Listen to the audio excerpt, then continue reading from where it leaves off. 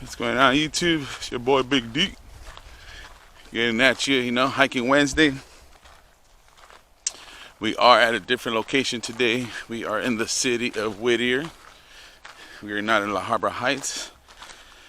I was hoping that Hellman Park would be open when we just passed by. It was closed. So, I found out another little place right here, a little hidden gem in the city of Whittier. Workman Hill Park Trail, and we're just about to get it, man. Like I said, I love my hiking Wednesdays, man. Come out, helps me relieve the stress, the worries, the mindsets during the week accumulate. Come out on Wednesday, turn that negative into a positive, and I just get up here, man.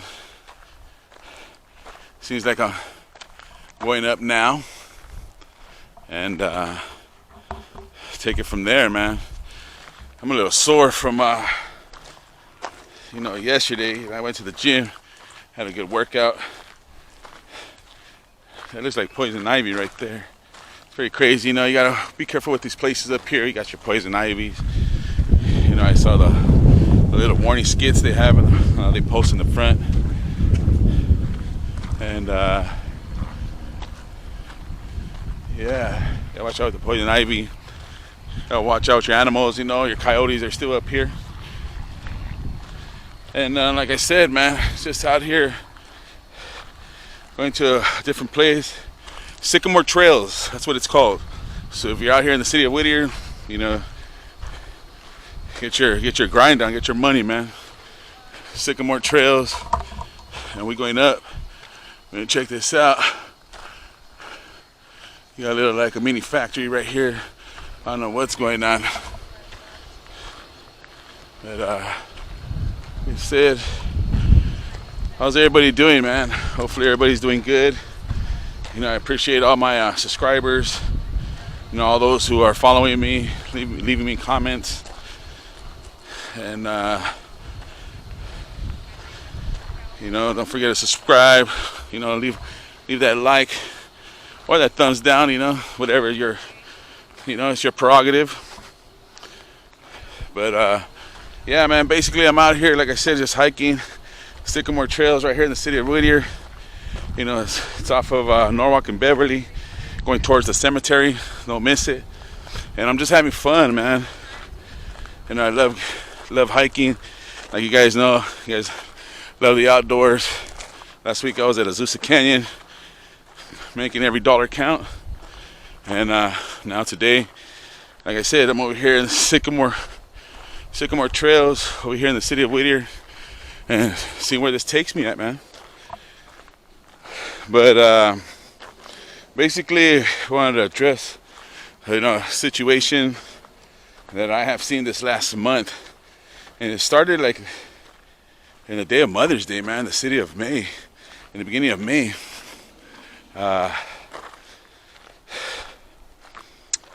What it is it's something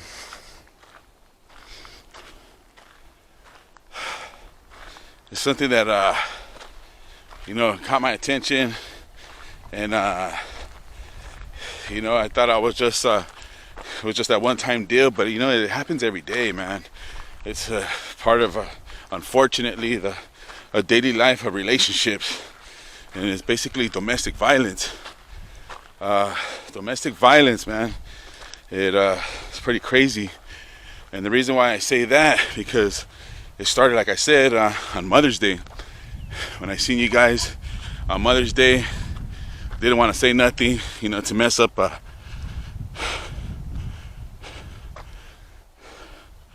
Hold on, people. Didn't want to say anything, but I just thought I'd just bring it to attention because it just happened the other day. Where I live at, and sometimes people who are the victims of domestic violence, they don't really want to reenact, or they don't want to bring kind of no awareness, or they don't even want any kind of help when it comes to situations like that, because some people are just, I guess, basically used to it. And it's pretty sad, man, because like I said, I was pretty much a victim of domestic violence.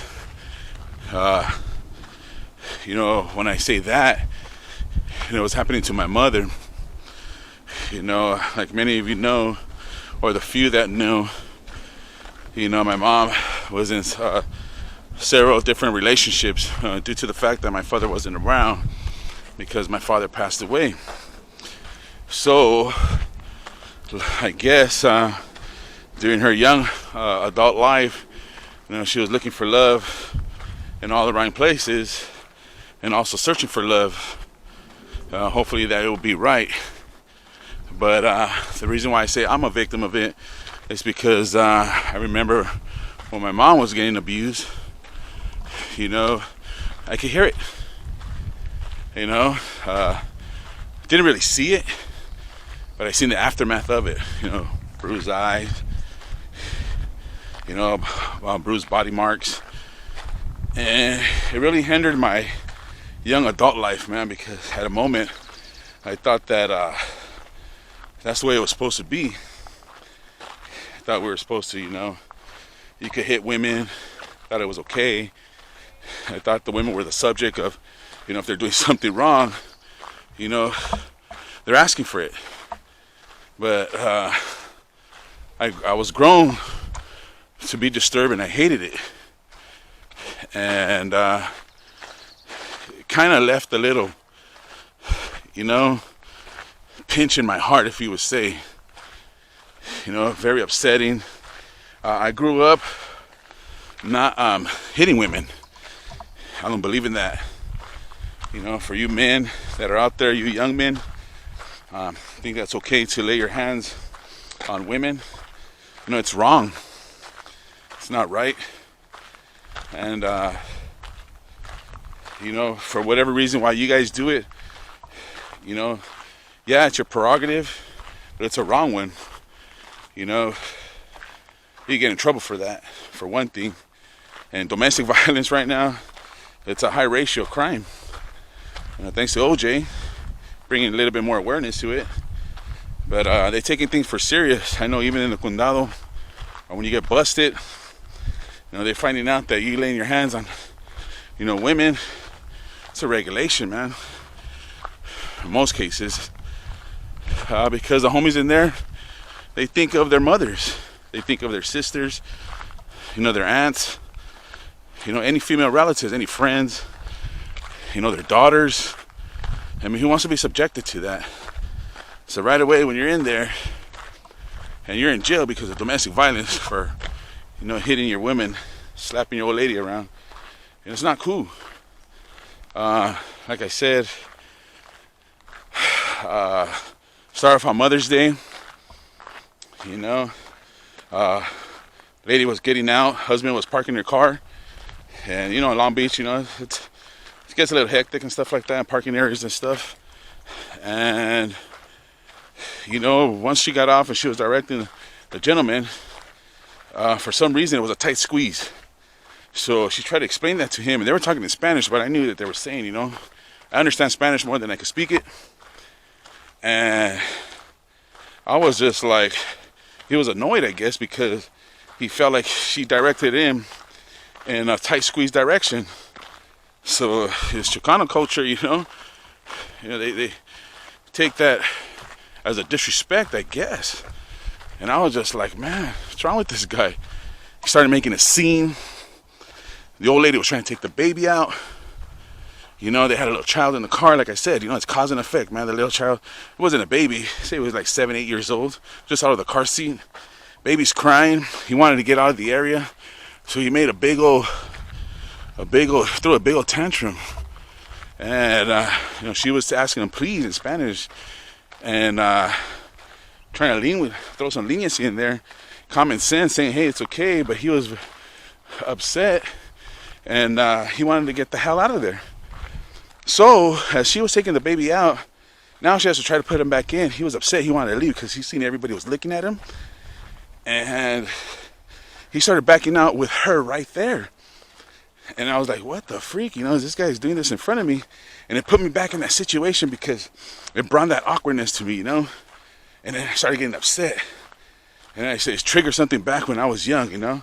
I see these men, they take advantage of, you know, these women. You know, she was young, small, little. You know, women are small, they're petite. You know, most of them. And either way, you know, you shouldn't put no hands on it. Be aggressive towards them, disrespect them, and that's what he was doing.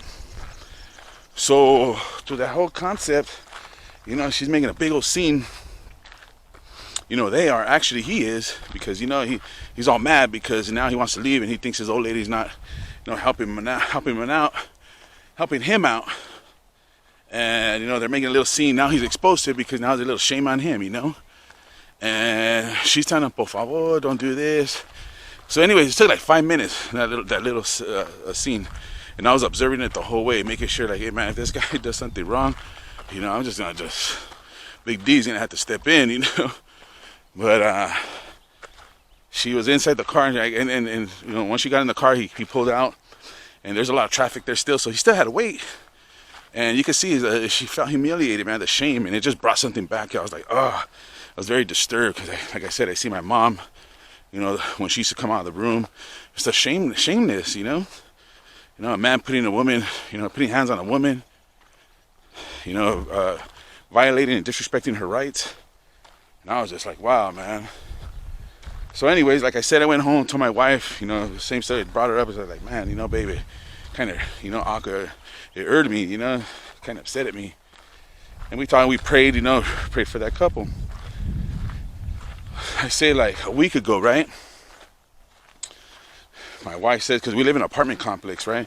And for those who live in an apartment complex, man, and if you're going through domestic violence, you know, please know that you are exposing yourself to other residents that live in the apartment complex. You know, there's no secret, especially when you're yelling, banging on walls.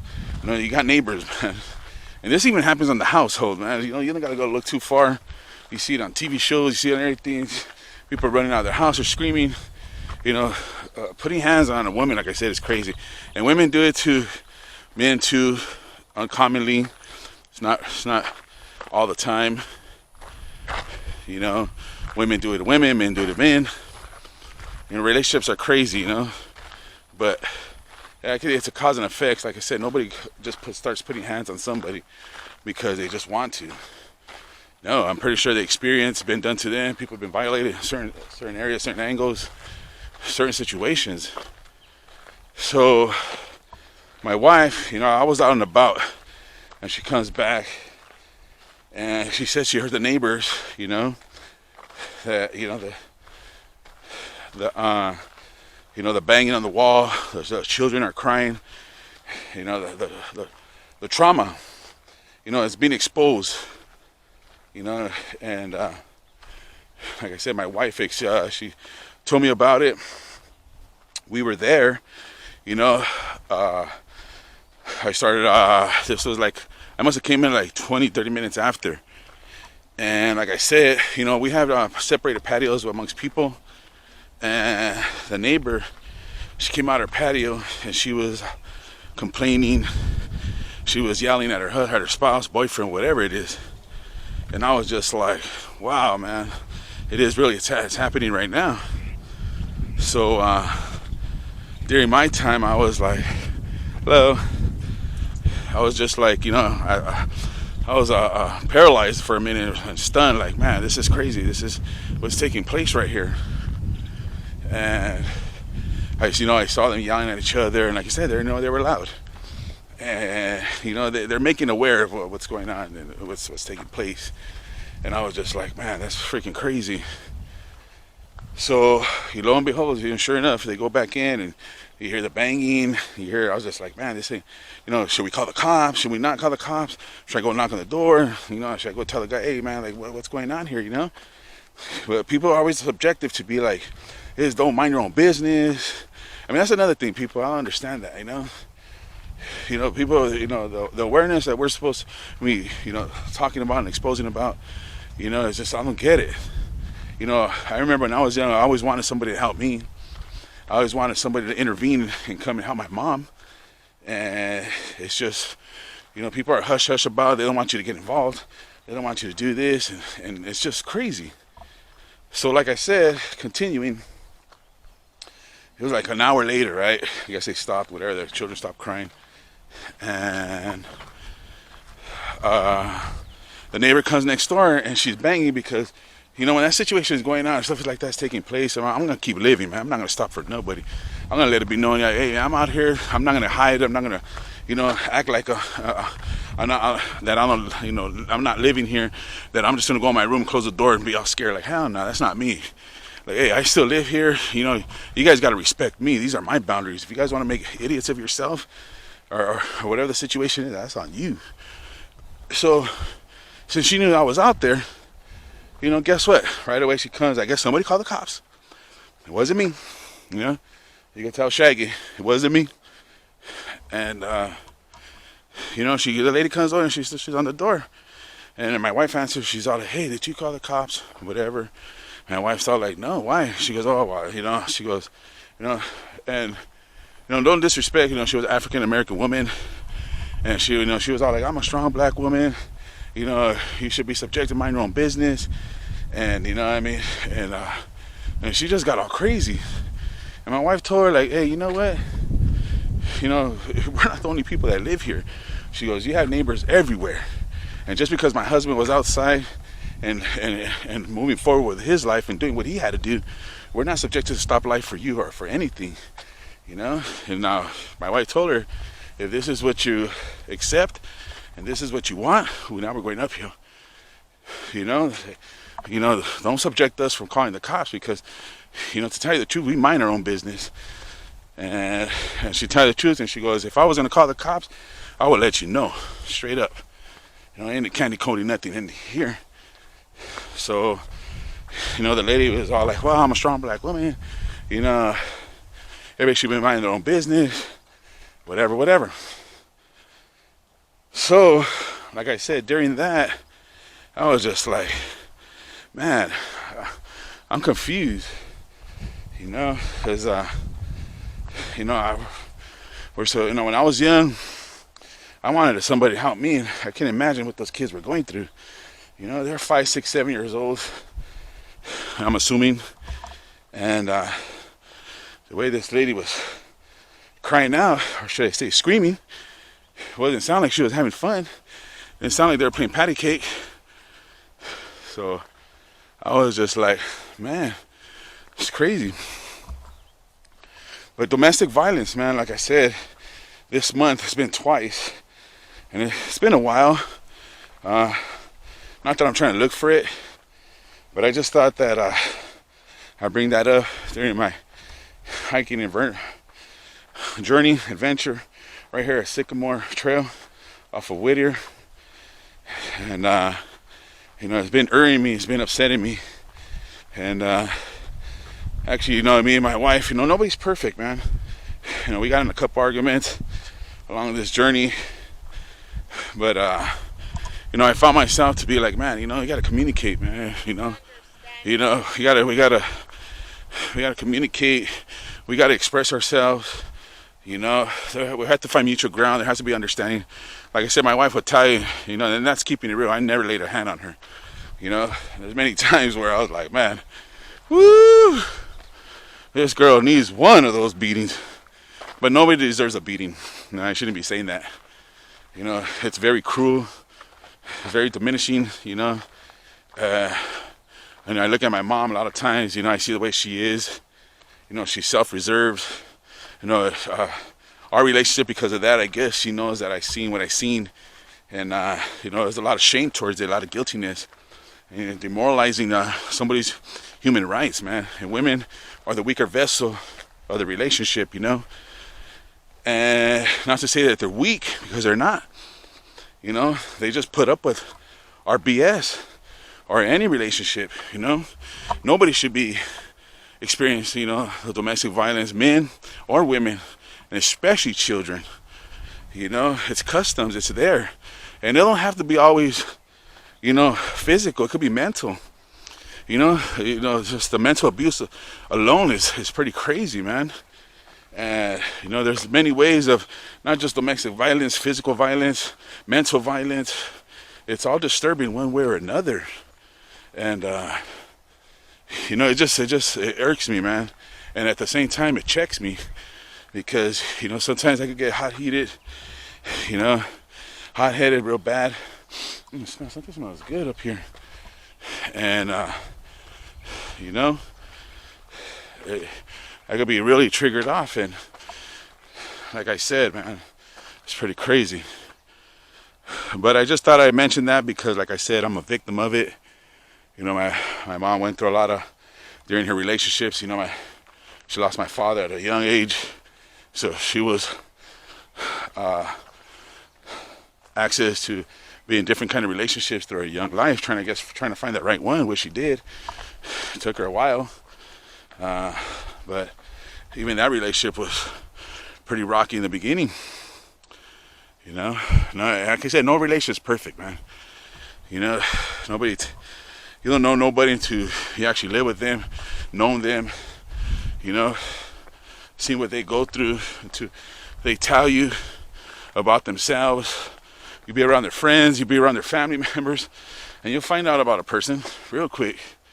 You know, it don't take too long. People express themselves, you know, they can only hold the way they feel about themselves so long. But sooner or later, our personalities, that's who we are, comes out. And for a lot of people, and I'm not judging, and you know who you are, you know, got issues. Shoot, I have issues, you know, and I'm still trying to deal with them. But you know, a lot of my issues, they come up from childhood. You know, like I said, what I experienced, the violence, you know, amongst each other, amongst, you know, relationships, families, and it sucked, man. And it made me want to be a different person, you know, made me want to change and not be that type of person, that type of way. So I was just like, I'm going to change, man. I'm not going to be like that. And it's helped me in a lot of areas. But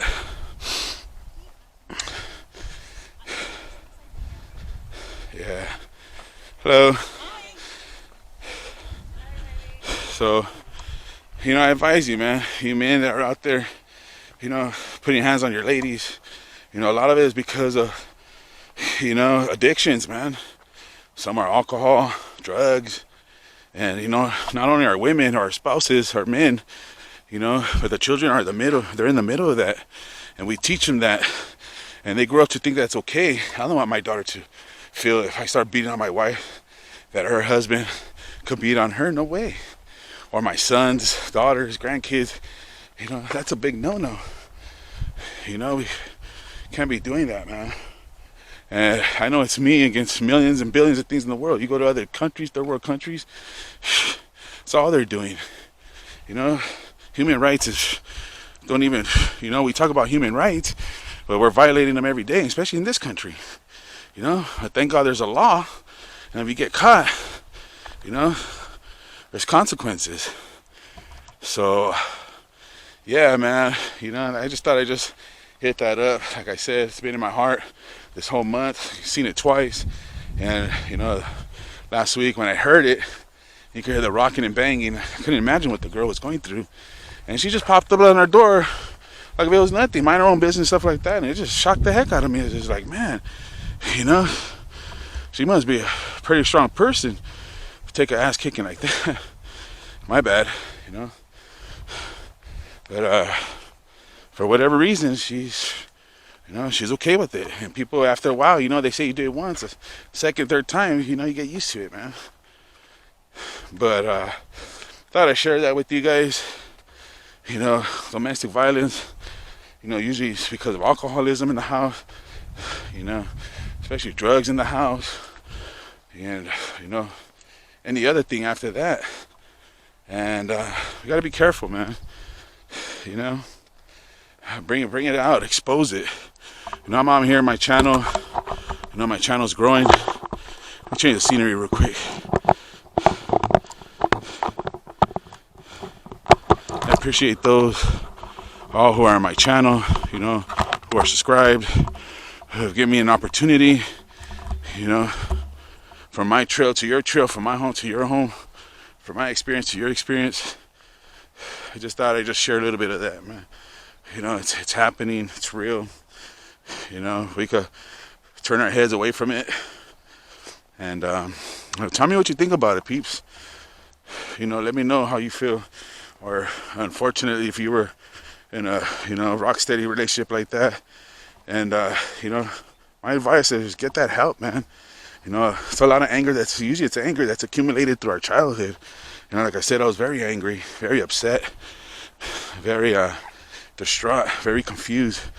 And, you know, thank you, Jesus, for making me realize, you know, the pain and the suffering was not all my fault. It was because of what I experienced when I was growing up.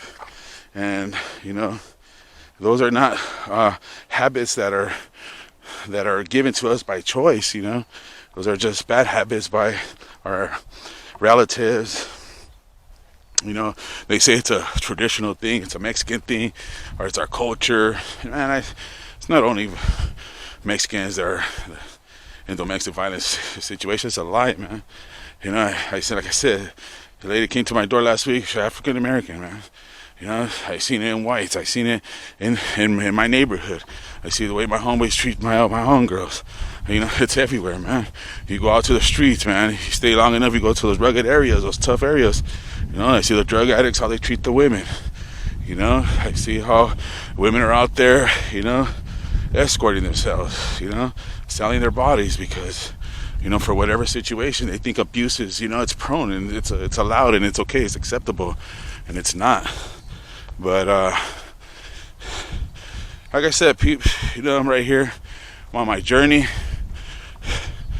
Nice little trail. We're moving. About 27 minutes into it, baby. And you know, we'll go from there. But who's having a good Wednesday, man? You know, summer's coming. Burning these calories, man. You know, let's be grateful. I'm very thankful. Like I said, my channel's a positive channel, educational channel, awareness channel. You know, a little bit of little history when I get to things. Like I said, I'm just starting my channel, people. I want to continue to give my shout outs, man. Like I said, give a big old shout out to my West Carson TV. You know, he's the one that gave my first interview, started me off. You know, when I was just trying to express, you know, check out his channel, man. You guys will see my interview on there. You know, to tell you what I'm elaborating on right now. You know, how I came up and my experience and how I saw things. And, you know, it led me to where I was at in the streets. You know, big other shout out to West Coast Graffiti. You know, it inspired me to, hey, start my own channel. You know, do my own thing. I said, yeah, I could do that. Another one, Incredible Javier, man, Cricket. You know, he's doing some positive thing, man. Check out his channel, man. It's very strong. You know, he talks about mental abuse. He's been locked up. You know, his relationship, what he was accustomed to, what he experienced as a child, and he thought, you know, hey, gang violence was with it. So check him out. Got to give a big shout out to my homeboys, man. Streets Ain't Loyal with Sonny. Sonny knows what's up from Burbank, from Elm Street, man. He's always talking about good stuff too, man. Another homie that's been through stuff and stuff like that. He'll let you know the regs, man. And he tells it like it is. With Love Machine and Leño, you know, good homies, man. You know, solid dudes. You know, check out the Love Machine 144 on YouTube. He's selling his merchandise and stuff like that. And you know, you can pick up product and stuff like that, man. Like I said, he's doing things. You know, they're doing big things right now. You know, they're involved in all kinds of, you know, projects and stuff like that. You know, just trying to keep, you know, the raza entertained, people entertained. Worldwide entertainment right there. Another shout out to LA Times, man. Paul and Joe. You know, they're doing their big things, man. You know, they're trying to get the community together, raza together. You know, try to grow as a body, bro. You know, when we grow, everybody grows. It's participation, man, involvement. Another one, MOD Entertainment, Shadow, the homie Shadow. You know, doing his music. Check out, he always does collabs about neighborhoods and stuff like that. Just the educational part of it. You know, spending times with his kids. You know, he's into that rap business, doing his thing. He has some good stuff, man.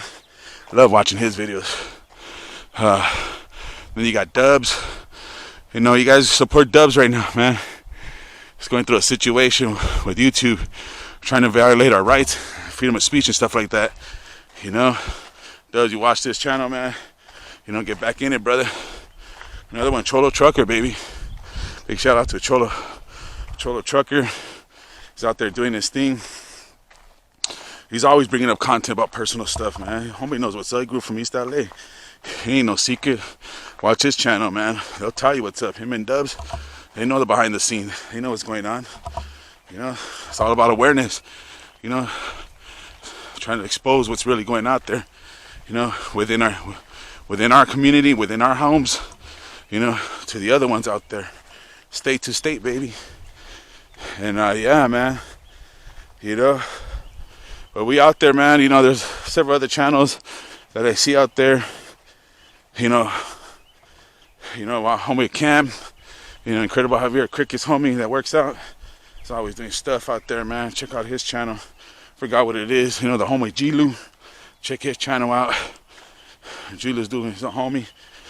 You know, African American brother. You know, got involved in Hispanic gangs. He knows what's up, eh? You know, it's crazy. But these shadows are, you know what I mean? They're very you know, recommended, man. You know, I love giving shout outs to people who were there for me, gave me the opportunity. But man, hey, check it out. If you just hear it, I don't know if you guys can hear it, but you can hear the birds. You know, they're chirping. It's real quiet out here. It's beautiful, man. Just hear my heart pumping, getting that cardio. You know, and I shade fresh air. It's hot today, baby. It's almost 90 degrees right here. Like I said, I usually don't hike during the day, but Big D's always hydrated. He's always ready to go. You know, it doesn't matter what the day. Like I said, people, you know, you come out here, make sure you have some water, especially during the day when it's hot. Summer's coming. You know, make sure you have some good tennis shoes. You know, bring a stick. Make sure your cell phone's charged. Water, again, hydrate. Piece of fruit, piece of candy. You know, sometimes these journeys, you know, they're long. Like right now, I don't know how far where I'm going, how long I've been walking. And man, you know, the next safe haven right here is back to my car. You know, once you go in one place forward, you got to go back. But I appreciate everybody out there, man. Let me get this journey going. When I'm at my end of my road, I will get back to you. Peace.